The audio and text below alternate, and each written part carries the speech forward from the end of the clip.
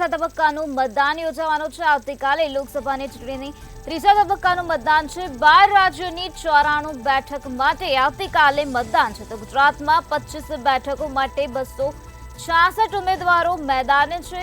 મતદાન માટે 50,788 પોલિંગ સ્ટેશનને આખરી ઓપ આપી દેવામાં આવ્યો અને આ સાથે 4,97,68,000 મતદારો જોવા મળશે। કાયદો અને વ્યવસ્થાની સ્થિતિને ધ્યાને લઈને મતદાન થશે।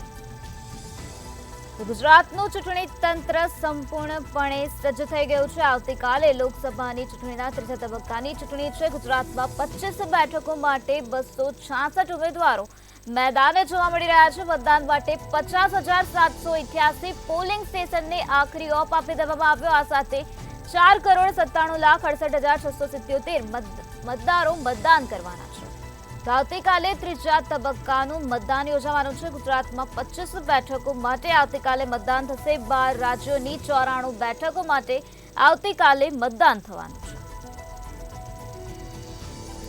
મતદાનને લઈને તમામ તૈયારીઓ પૂર્ણ કરી દેવામાં આવી છે। મતદાન માટે 50,788 પોલિંગ સ્ટેશનને આખરી ઓપ આપી દેવામાં આવ્યો છે। આ સાથે 4 કરોડ મતદારો પોતાના મતાધિકારનો ઉપયોગ આવતીકાલે કરવાના છે।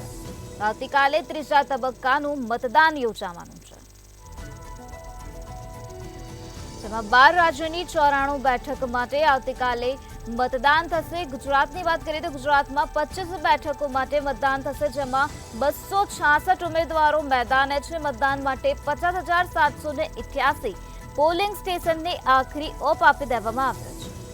આ સાથે 4 કરોડ મતદારો કાલે પોતાના મતાધિકારનો ઉપયોગ કરશે। 4 કરોડ મતદારો આવતીકાલે મતદાન કરવાના છે। લોકસભા ચૂંટણીના 2 તબક્કાનું મતદાન પૂર્ણ થઈ ગયું છે, ત્યારે આવતીકાલે ત્રીજા તબક્કાનું મતદાન યોજાવાનું છે। ગુજરાતમાં 25 બેઠકો પર મતદાન યોજાશે।